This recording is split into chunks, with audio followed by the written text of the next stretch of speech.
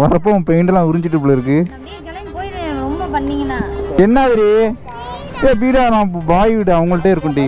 மன்னார்குடியில் கடை போட போகிறான்னு நினைக்கிறேன். டே இங்கே வாடா. எங்கடா போகிறான் இவ்வளோ வேகமா? டே தர்காவில் அவ்வளோ விட்டுருமா?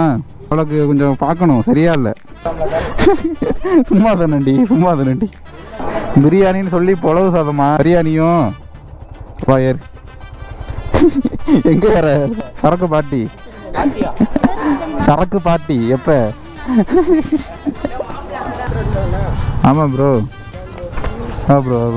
சரி. எனக்கு உச்சா